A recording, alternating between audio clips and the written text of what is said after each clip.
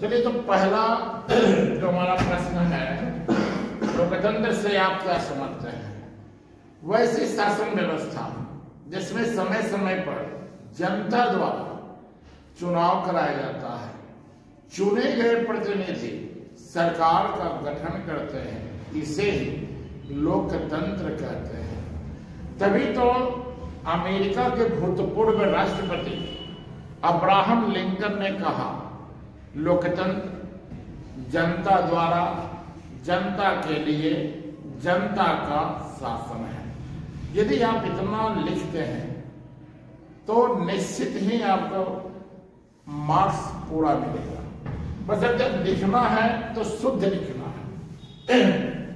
बहुत सारे विद्यार्थियों का अक्षर बढ़िया नहीं रहता, शुद्ध लिखते हैं। देखिए लिख रहा है, ध्यान दीजिएगा, लोकतंत्र से हम यह समझते हैं कि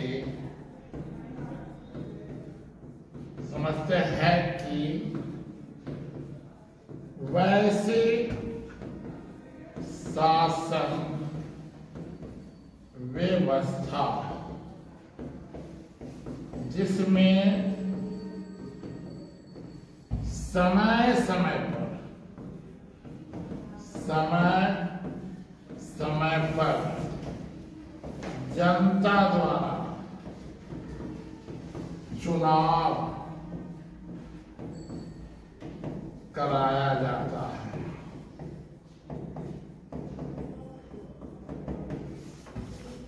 इस तरह चुने गए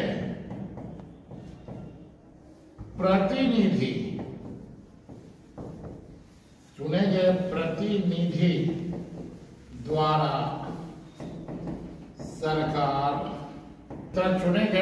द्वारा सरकार का गठन किया जाता है।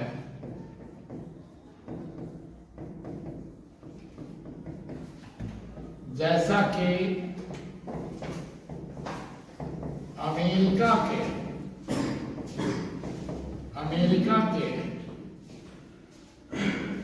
भूतपूर्व राष्ट्रपति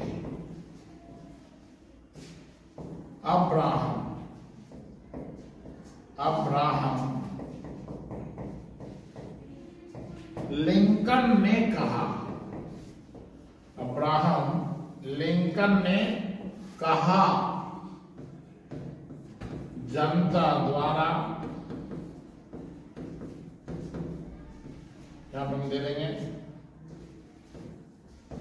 जनता के लिए और जनता का शासन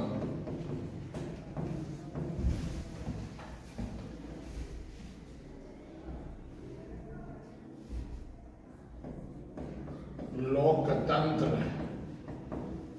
कहलाता है।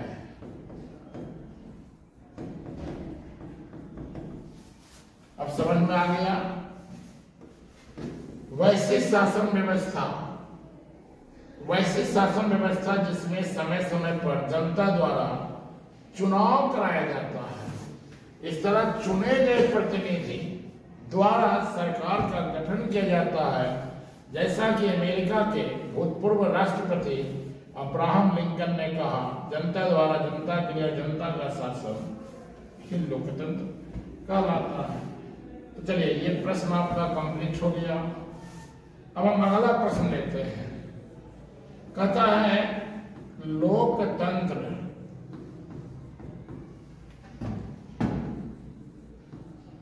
के मुख्यतः कितने प्रकार हैं?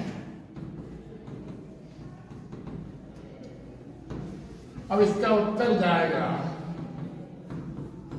लोकतंत्र के मुख्यतः दो प्रकार है। नंबर 1, प्रत्यक्ष लोकतंत्र। नंबर 2 अप्रत्यक्ष लोकतंत्र। अब यहां पे देखेंगे, जब एक प्रश्न पूछा लोकतंत्र के मुख्यतः कितने प्रकार हैं। लोकतंत्र के मुख्यतः 2 प्रकार हैं, प्रत्यक्ष लोकतंत्र और अप्रत्यक्ष लोकतंत्र। अब इन्हीं में से आपको कोई पूछेगा कि भाई प्रत्यक्ष लोकतंत्र क्या है, हम यहां सीधा सा देंगे जवाब, कहीं भी घुमाना फिराना नहीं है। देखिए, जिस लोकतांत्रिक व्यवस्था में, जिस लोकतांत्रिक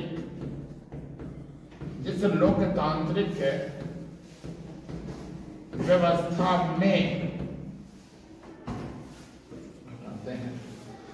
जिस लोकतांत्रिक व्यवस्था में सरकार द्वारा कानून बनाने के लिए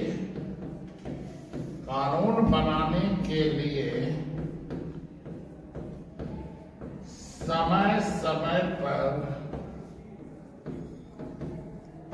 जनता से राय ली जाती है, राय ली जाती है। अर्थात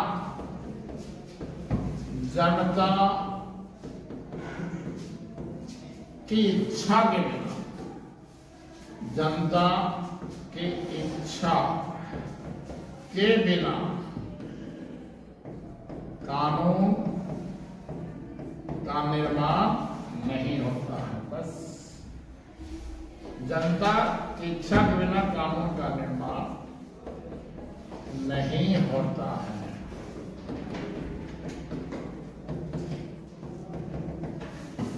इसे ही प्रत्यक्ष लोकतंत्र कहते हैं। इसका प्रमुख उदाहरण स्विट्जरलैंड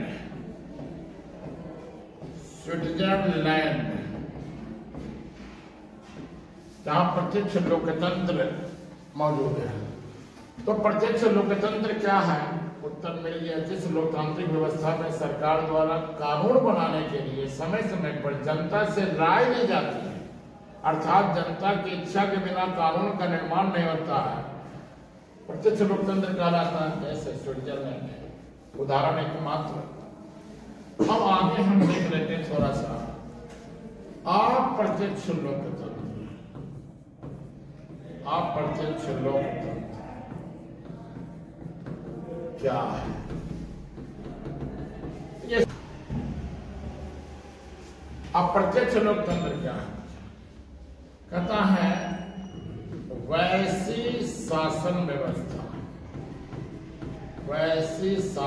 व्यवस्था जिसमें कानून बनाने के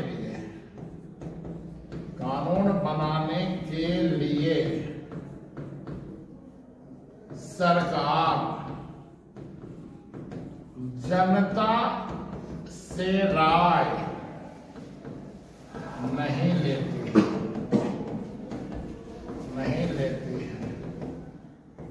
बल्कि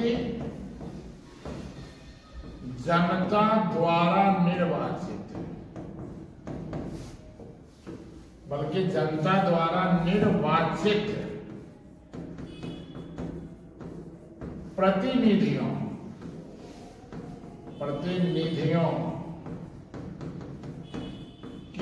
की राय से कानून बनाती है।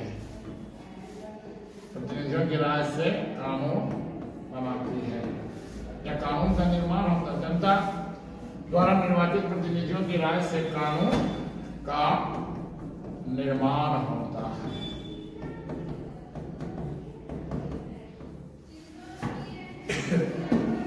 इसे अप्रत्यक्ष लोकतंत्र कहते हैं। क्या कहते हैं? अप्रत्यक्ष लोकतंत्र। अब अप्रत्यक्ष लोकतंत्र के उदाहरणों में आपका स्विट्जरलैंड को छोड़ करके दुनिया के सभी लोकतांत्रिक देश, भारत भी है, अमेरिका भी है, ब्रिटेन भी है, पाकिस्तान भी है। अब यहाँ पे हम क्या करेंगे, इत्यादि करेंगे। ये मेरा उत्तर कंप्लीट हो गया। कहीं भी उत्तर में संदिग्धता नहीं है, बिल्कुल क्लियरिटी है।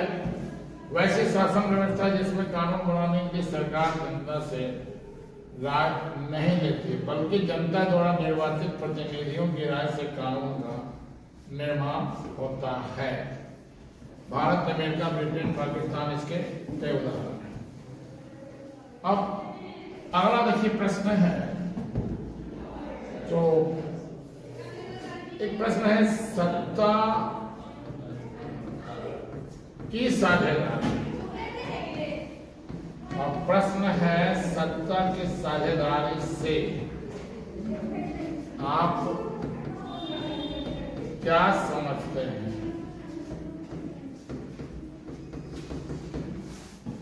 ये प्रश्न भी महत्वपूर्ण है। आपको देगा लोकतंत्र में सत्ता की साझेदारी से आप क्या समझते हैं, या सत्ता की साझेदारी से आप क्या समझते हैं? तो सत्ता का मतलब है शासन होता है, सत्ता का मतलब शासन, और साझेदारी का मतलब है लोगों की भागीदारी, लोगों की भागीदारी, हिस्सेदारी। अब इसे हमें लिखना है। विद्यालय यानी बिहार विद्यालय परीक्षा समिति द्वारा यदि पूछा गया, और कई बार ये प्रश्न आए भी हैं, तो इसका सही जवाब है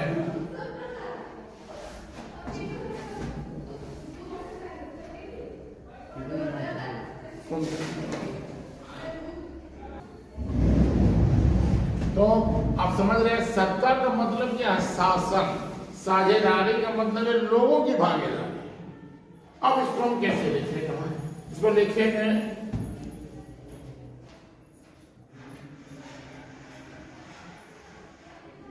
इसको लिखना है सत्ता की साझेदारी का मतलब समाज में रहने वाले विभिन्न जाति, धर्म, वर्ग, संप्रदाय इत्यादि लोगों को शासन में समान रूप से भागीदारी प्रदान करता है। अब यहां लिखेंगे सत्ता की साझेदारी, सत्ता की साझेदारी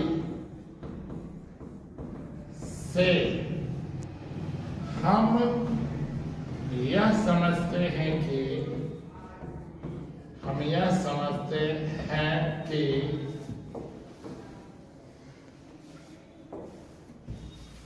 समाज में रहने वाले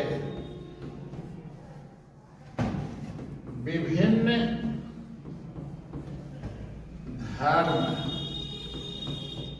भाषा, संप्रदाय इत्यादि लोगों को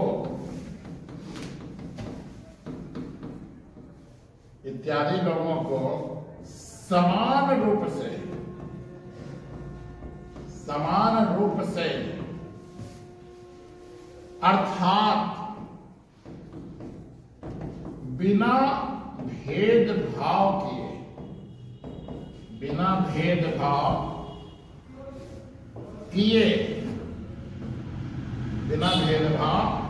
किए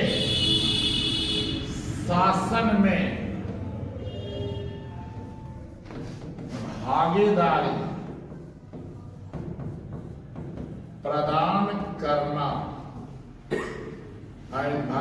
प्रदान करना ही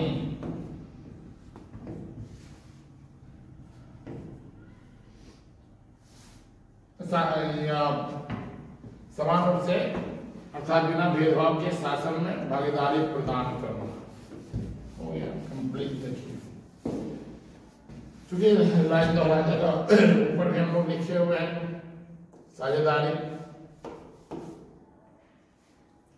अब यहां देखेंगे, कहता है सत्ता की साझेदारी से हम यह समझते हैं कि समाज में रहने वाले विभिन्न धर्म, भाषा, संप्रदाय इत्यादि लोगों को समान रूप से, अर्थात अब इसी समान रूप में समझाया, अर्थात बिना भेदभाव किए शासन में भागीदारी प्रदान करना सत्ता की साझेदारी कहलाता है। तो चलिए सत्ता की साझेदारी क्या है लेते हैं। अब यहां पर अगला प्रश्न लेते हैं कि सत्ता का विकेंद्रीकरण क्या है। अब ये देखिए प्रश्न है, सत्ता का विकेंद्रीकरण। विद्यार्थियों ध्यान से देखेंगे और सुनेंगे गौर से, सत्ता का विकेंद्रीकरण क्या है। इसी को पूछ देगा कि लोकतंत्र में विकेंद्रीकरण से आप क्या समझते हैं, ये प्रश्न है। लोकतंत्र में विकेंद्रीकरण से आप क्या समझते हैं, या सत्ता का विकेंद्रीकरण क्या है, या विकेंद्रीकरण क्या है। जैसे भी विकेंद्रीकरण आप देख रहे हैं हम लोग, सबसे पहले हम इसको समझेंगे। अब सभी जानते हैं सत्ता का मतलब ही होता है शासन। सत्ता का मतलब होता है शासन। जैसे हमारे देश में प्रधानमंत्री का शासन है, हमारे देश में मुख्यमंत्री का शासन है। अब यहां पे हम लोग देखेंगे, जैसे में प्रधानमंत्री का शासन पूरे देश में, हम लोग यहां पे देखते हैं मुख्यमंत्री का शासन कहां है भाई, पूरे राज्य में। अब बिहार के मुख्यमंत्री, यूपी के मुख्यमंत्री, बंगाल के मुख्यमंत्री, और इसी तरह बता रहे हैं आपका गांव में मुखिया का शासन, इसको ग्राम पंचायत का प्रधान कहते हैं, मुखिया। तो आप यहां क्या देख रहे हैं, यह जो शासन है, इस शासन का क्या किया गया, विकेंद्रीकरण, माने शक्ति का विभाजन है। अब हमारे यहाँ प्राइम मिनिस्टर है, हमारे यहाँ प्राइम मिनिस्टर है, देखिए प्राइम मिनिस्टर, हमारे यहाँ मुख्यमंत्री हैं, और इसी तरह गांव में क्या है, मुखिया। मुखिया ये जो हम देख रहे हैं कि राष्ट्र पैमाने पे आपका प्रधानमंत्री, राज्य पैमाने पे मुख्यमंत्री, ग्राम पैमाने पे मुखिया। अब इसी तरह हम यहाँ पे और समझेंगे बेहतरीन ढंग से कि विकेंद्रीकरण। देखिए विकेंद्रीकरण जो है, इसका मतलब ये होता है, विकेंद्रीकरण, विकेंद्रीकरण का मतलब ये होता है शक्तियों का विभाजन। शक्तियों का विभाजन, विभाजन है जो आप यहां से देख रहे हैं। अगर केंद्रीकरण की बात की जाए, जब हम केंद्रीकरण समझ लेंगे तो विकेंद्रीकरण स्वतः समझ लेंगे। केंद्रीकरण का मतलब है जब शासन की समस्त शक्ति किसी पद में या व्यक्ति में या कुछ लोगों में जब निहित हो जाती है, अर्थात एक स्तर का शासन, इसको हम केंद्रीकरण कहते हैं। अब इसको हम डायग्राम से देख लेंगे। अगर मान लीजिए यह शासन का केंद्र बिंदु है और यहीं से संपूर्ण देश में शासन हो रहा है, इसके अलावा कोई शासन व्यवस्था नहीं है, केंद्रीकरण का, इसको कहते हैं सत्ता का केंद्रीकरण। लेकिन अब देख रहे हैं इसके साथ साथ बता रहे हैं, यहां देखिए साथ साथ, तो आप यहां क्या देख रहे हैं, हम मानने बता रहे हैं कि यह जो आप डायग्राम देख रहे हैं, ये आप देख रहे हैं कि ये संपूर्ण समझिए भारत है। ये जो डायग्राम देख रहे हैं, ये आपका भारत के अंदर राज्य है, और ये जो देख रहे हैं ये डायग्राम है कि भाई राज्य के अंदर बता रहे हैं गांव है। तो आप यहां देख रहे हैं कि भारत जो है, यहां का जो बता रहे शासक है, प्रधानमंत्री पूरे देश में इनका शासन है, मुख्यमंत्री जो राज्य में है पूरे राज्य में इनका शासन है, और गांव में भी शासन व्यवस्था किया गया है जो पंचायती राज व्यवस्था है। इसी तरह नगर में नगर पालिका की व्यवस्था की गई, इसको स्थानीय निकाय कहते हैं। चलिए हम इतना समझ चुके तो हम इसका उत्तर लेते हैं और इसका उत्तर निकालते हैं विद्यार्थी, कैसे लिखा जाएगा। सबसे पहले हम इसको सही कर लेते हैं, और यहाँ पे इस समझाने के लिए लिखा गया था, और ये अब है लोकतंत्र में विकेंद्रीकरण से आप क्या समझते हैं, यह सत्ता का विकेंद्रीकरण। देखिए आप लिखेंगे, अब हम उत्तर फाइनली तौर पे लिखेंगे।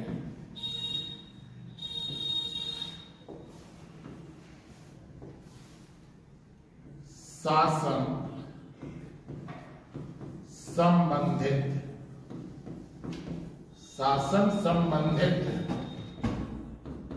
शक्तियों के विभाजन की प्रक्रिया,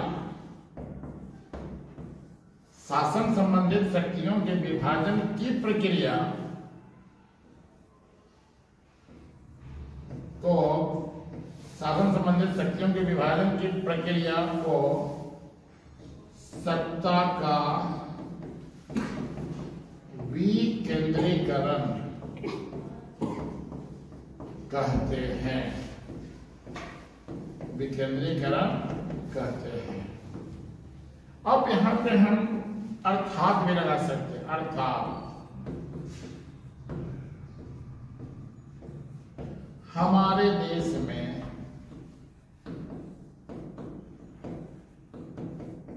केंद्र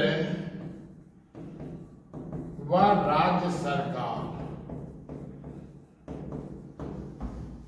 के साथ साथ, हमारे देश में केंद्र व राज्य सरकार के साथ साथ अधिक से अधिक लोगों को सत्ता में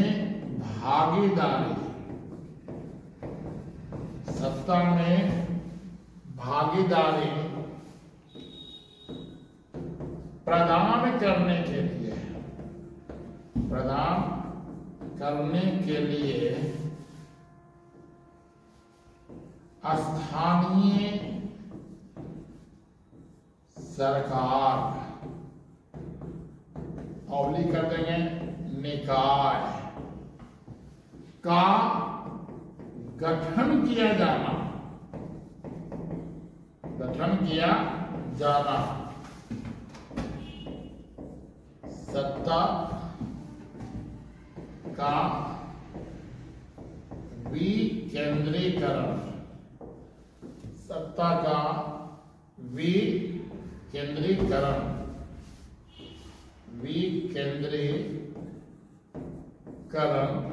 कहलाता है। कंप्लीट हो गया। हम इसे चाहें तो एक डायग्राम से भी दर्शा सकते हैं। अब ये देखिए डायग्राम बन गया।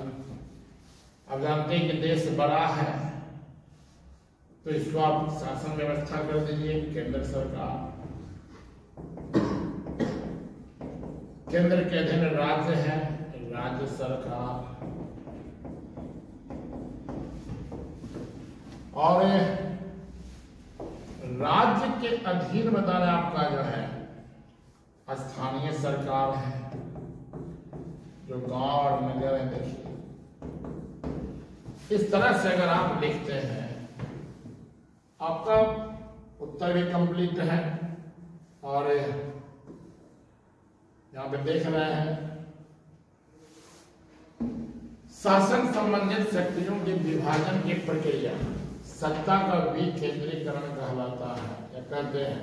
अर्थात अब कोई बच्चा लिखा कि देश में, हमारे देश में केंद्र व राज्य सरकार के साथ साथ अधिक से अधिक लोगों को सत्ता में भागीदारी प्रदान करने के लिए या सत्ता का भागीदार बनाने के लिए स्थानीय सरकार का गठन किया जाना सत्ता का विकेंद्रीकरण कहलाता है। ये आपका देखिए डायग्राम है, सत्ता का विकेंद्रीकरण समझ चुके हैं।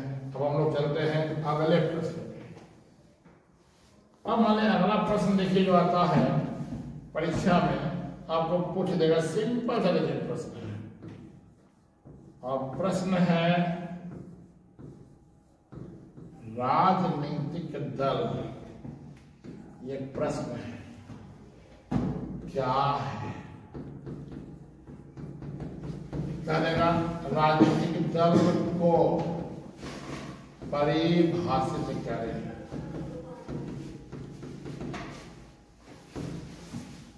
राजनीतिक दल की परिभाषा दे। अब इसको हम लोग कैसे लिखेंगे? आखिर देखिए दल का मतलब क्या है? समूह होता है। और वह कैसा समूह है? तो राजनेताओं का समूह है। किसका समूह है? राजनेताओं का समूह है। राजनेता कौन है भाई? ये भी व्यक्ति है, तो कहता है व्यक्तियों का समूह, व्यक्तियों का समूह। प्रश्न भी है कि राजनीतिक दल का तात्पर्य क्या है? व्यक्ति के समूह से है। अब हम यहाँ पे देखेंगे कि राजनीतिक दल जो व्यक्ति का समूह है, इन राजनीतिक दलों का काम क्या है? इनके द्वारा ही तो हमारे देश में शासन को संचालित किया जाता है।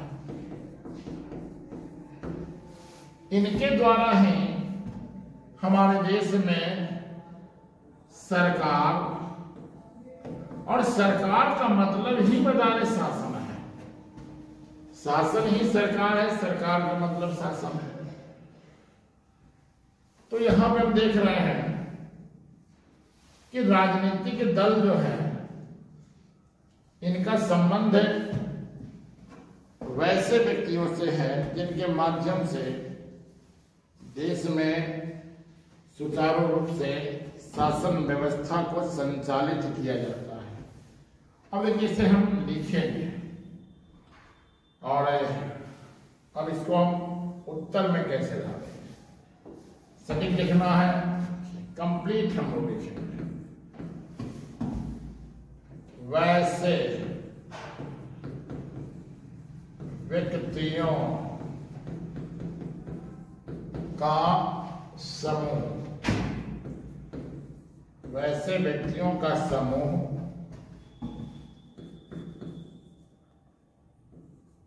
जिनका संबंध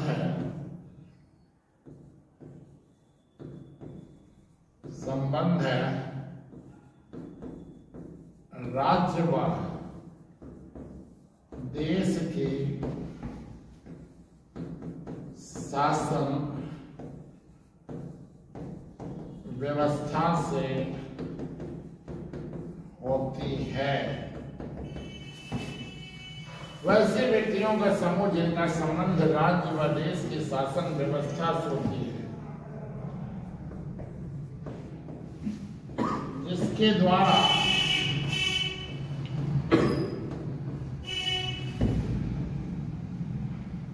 द्वारा शासन को सुचारू रूप से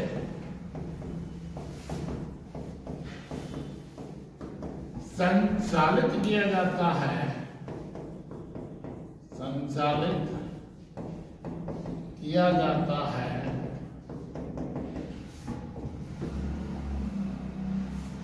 इसे ही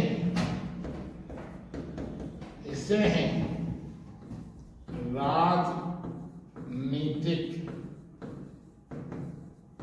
दल कहते हैं, दल कहते हैं। देखिए अब हम देंगे जैसे Bharatiya Janata party Bhajpa, Janata Dal you, Janata Dal United, और शॉर्ट में इसको हम लिखते हैं जदयू, कांग्रेस पार्टी, देख रहे हैं, राष्ट्रीय जनता दल पार्टी राजद। अब हमें यहां पे ज्यादा एग्जाम्पल नहीं देना चाहिए। देखिए अगर इस तरह से अगर आप एग्जाम में देखते हैं, निश्चित ही आपको एक अच्छा सा मार्क्स, जिसमें कि मार्क्स कटने की भी किसी प्रकार की संभावना नहीं है। अब यहाँ पे विद्यार्थी हम लोग देख लेंगे कि वैसे व्यक्तियों का समूह, देखिए वैसे व्यक्तियों का समूह जिसका संबंध राज्य व देश की शासन व्यवस्था, जिनका संबंध राज्य व देश की शासन व्यवस्था से होती है, जिसके द्वारा शासन को सुचारू रूप से संचालित किया जाता है, इसे राजनीतिक दल कहते हैं। एग्जाम्पल में भाजपा, जनता दल यू, जदयू शॉर्ट में लिख देंगे, कांग्रेस पार्टी, राजद पार्टी, हम पार्टी, वीआईपी इत्यादि। तो ये कंप्लीट है, कहीं भी कोई कंफ्यूजन नहीं है उत्तर में, ना कहीं किसी प्रकार की दिक्कतें हैं। अब हम लोग अगले प्रश्न को लेते हैं, राजनीतिक दल क्या है। अब देखिए प्रश्न है आपका, सूचना का अधिकार, सूचना का अधिकार आंदोलन के क्या उद्देश्य थे, ये क्या उद्देश्य थे, ये क्या उद्देश्य है। इसी को हम दूसरा क्वेश्चन के रूप में ले लेते हैं, सेम यही लिखिए, ये लिखेगा, ये लिखिए, याद रखना है। सूचना का अधिकार कानून क्या है, कानून क्या है, इसको हम शॉर्ट में कहते हैं RTI, right of information act है। तो विद्यार्थियों, सूचना के अधिकार को लेकर के राजस्थान के भीम तहसील गांव से 1990 ईस्वी में आंदोलन प्रारंभ हुआ, 1990 ईस्वी में। और इस आंदोलन की देन है कि हमारी संसद ने 2005 ईस्वी में सूचना के अधिकार कानून का निर्माण किया। हमारी संसद के जो दो सदन हैं, लोकसभा, राज्यसभा, ने पारित किया, फिर उस पर राष्ट्रपति का हस्ताक्षर मोहर लगा। 12 अक्टूबर 2005 को यह कानून लागू हुआ। यह कानून लोकतंत्र को पारदर्शी, लोकतंत्र को मजबूत, लोकतंत्र को भ्रष्टाचार रहित बनाने के लिए इसका निर्माण किया गया। भ्रष्टाचार पर नियंत्रण रखना, कोई भी भारतीय नागरिक हमारी सरकार से संबंधित जो कार्य है उन कार्यों की जानकारी, अब वैसे कार्य जिनका संबंध है राष्ट्र की सुरक्षा से है। हम उन कार्य की जानकारी, उस गतिविधि की जानकारी इस कानून के तहत नहीं प्राप्त कर सकते, लेकिन सरकार और गैर सरकारी जो संगठन है उन संगठन संबंधित दस्तावेज की जानकारी हम प्राप्त कर सकते हैं। तो ये बहुत बड़ा वरदान है। एक हथियार आम नागरिकों को प्रदान किया गया। अब इसके उपयोगिता के लिए शिक्षा की आवश्यकता है। शिक्षा के अभाव में लोग इसका उपयोग नहीं कर पाते हैं, और जो शिक्षित है वे आज सूचना के अधिकार कानून के तहत वे सरकार संबंधित दस्तावेज की जानकारी भी प्राप्त कर लेते हैं। तो चलिए अब हम देखते हैं कि इसको लिखेंगे कैसे परीक्षा में। सूचना का अधिकार कानून क्या है? उत्तर लिखा जाएगा। कई उत्तर में कंफ्यूजन नहीं है। सूचना के अधिकार, सूचना के अधिकार कानून का तात्पर्य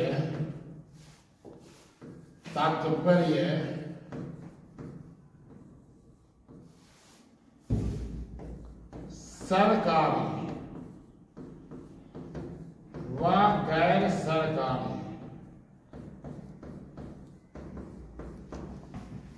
संगठनों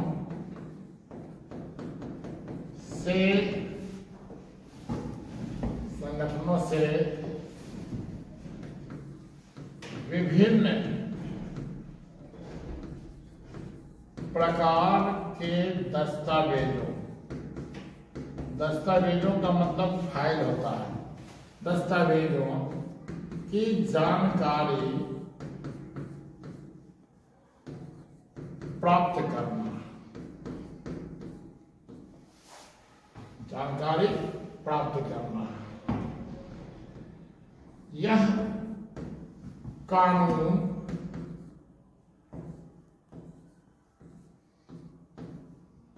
भारत में 12 अक्टूबर 2005 ईस्वी को लागू किया गया।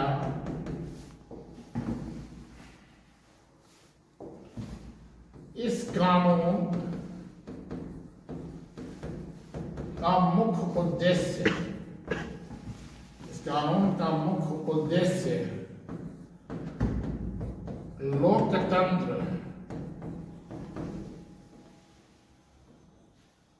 को पारदर्शी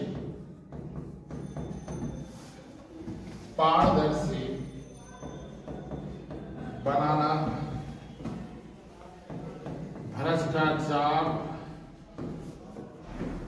भ्रष्टाचार पर नियंत्रण, भ्रष्टाचार पर नियंत्रण करना,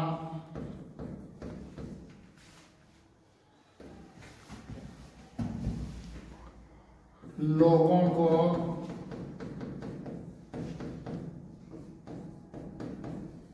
लोकतंत्र व्यवस्था के प्रति जागरूक करना है। कि ये 2 नंबर का प्रश्न है, और जितना हमें पूछा जाएगा उतना ही हमें जवाब देना है। तो सूचना का अधिकार कानून क्या पूछा है, हमने जवाब दिया। सूचना का अधिकार कानून का तात्पर्य सरकारी व गैर सरकारी संगठनों से विभिन्न प्रकार के दस्तावेजों की जानकारी प्राप्त करना। यह कानून भारत में 12 अक्टूबर 2005 ईस्वी को लागू किया गया। इस कानून के तहत, इस कानून का मुख्य उद्देश्य लोकतंत्र को पारदर्शी बनाना, भ्रष्टाचार पर नियंत्रण करना, लोगों को लोकतंत्र व्यवस्था के प्रति जागरूक करना।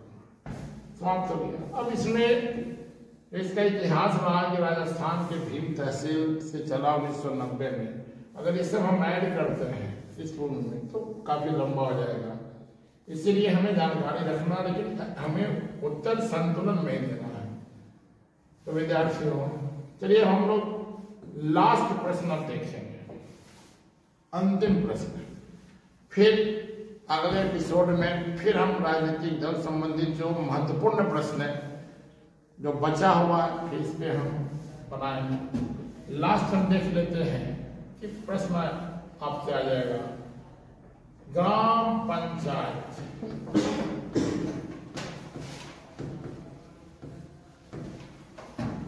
के प्रमुख कार्य क्या है?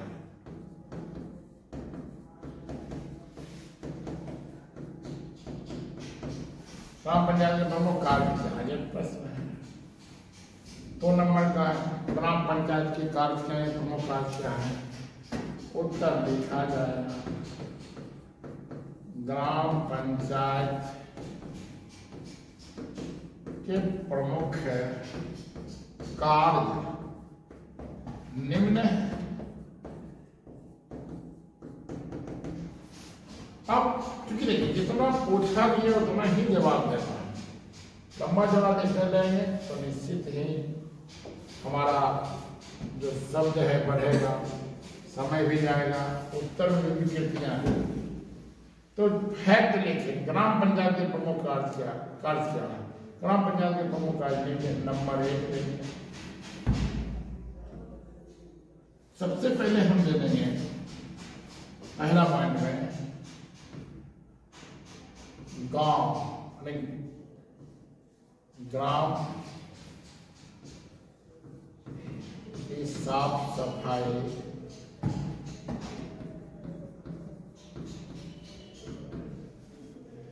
ग्राम की साफ सफाई, या गांव पे ग्राम की जगह हम गांव भी लिख सकते हैं। गांव की साफ सफाई का प्रबंध करना,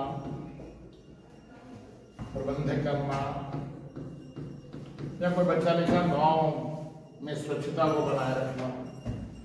फिर लिखेंगे नई सड़कें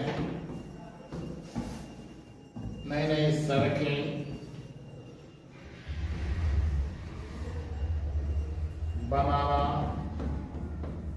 व पुरानी सड़क की मरम्मत करना। ये हो जाएगा ग्राम पंचायत का कार्य। गांव में नई सड़कें बनाना व पुरानी सड़क की मरम्मत करना। गांव की गलियों में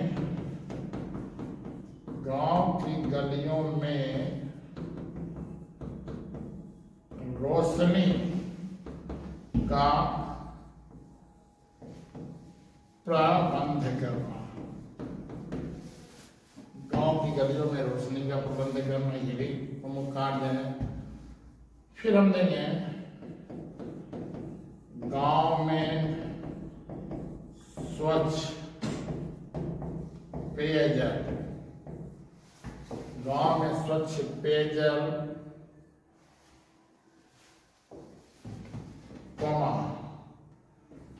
पुस्तकालय,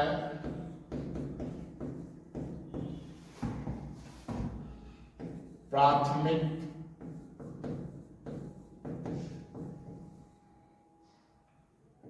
शिक्षा केंद्र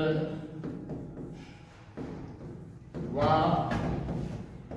इसी में ऐड कर देंगे स्वास्थ्य केंद्र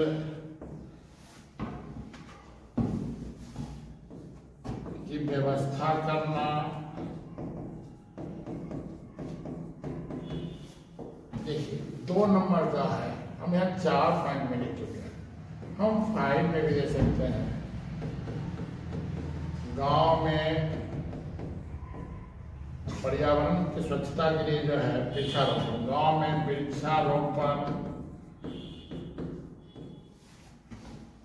वृक्षारोपण अभियान चलाना कोमा करके लिख देंगे, सामुदायिक हवन का निर्माण कृषि सिंचाई इत्यादि का प्रबंध करना। अब ये 2 नंबर का है और हम इतना लिख रहे हैं। इसमें से अगर विद्यार्थी अगर इसमें से आप 3 पॉइंट 4 पॉइंट या 2 पॉइंट भी अगर आप लिखते हैं तो निश्चित ही नंबर आपको मिलेगा। नंबर क्योंकि कहा ही जाता है कि परीक्षार्थी अपने शब्दों में उत्तर दे, किसी भी तरह की चोरी ना करें, किताब, गैस पेपर, पासपोर्ट की लाइन को ना उतारें, अपने कॉन्सेप्ट से दे। तो 2 लाइन 3 लाइन अगर आप बढ़िया से समझ के पढ़ते हैं तो आप ये सारी बात आपके दिमाग में रहेगी। पंचायती राज व्यवस्था के तहत 29 विषय डाले गए हैं और नगर पालिका में 18 विषय हैं। ये लंबा लिस्ट बता रहे हैं। तो ये इनफ है गाँव की साफ सफाई का प्रबंध करना, स्वच्छता को बनाए रखना, गांव में नई सड़क व पुरानी सड़क की मरम्मत करना, गांव की गलियों में रोशनी का प्रबंध करना, गांव में स्वच्छ पेयजल, पुस्तकालय, प्राथमिक शिक्षा केंद्र व स्वास्थ्य केंद्र की व्यवस्था करना, गांव में वृक्षारोपण अभियान चलाना, सामुदायिक भवन का निर्माण, कृषि सिंचाई, काफी इसमें आप लिख सकते हैं।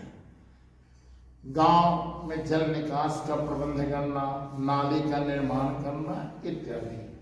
तो विद्यार्थी हम लोग अब अगले जो हमारा एपिसोड या अगला जो हमारा वीडियो होगा वह नागरिक शास्त्र से संबंधित जो और बचा हुआ प्रश्न है, जैसे में हम यहाँ पे आपको आज हम यहाँ बता देते हैं कि अगला जो हम वीडियो ले करके आएंगे इसमें हम आपको बताएंगे बिहार में छात्र आंदोलन।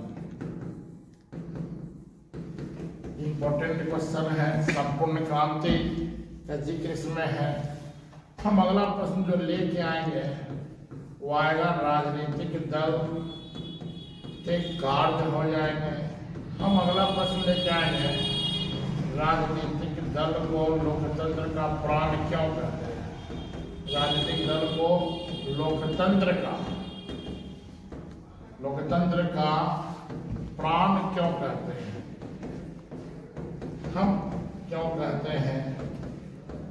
हम अगला जो क्वेश्चन लेके आएंगे आपको बता रहे हैं, जो कि हम लिखाएंगे बोर्ड पे भी, समझाएंगे भी, आप देख लीजिएगा, आपका परीक्षा में नहीं छूटेगा।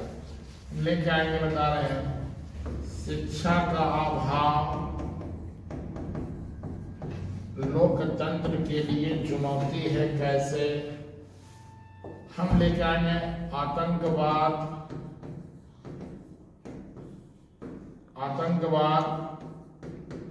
लोकतंत्र के लिए बाधक है या लोकतंत्र को कैसे प्रभावित करता है।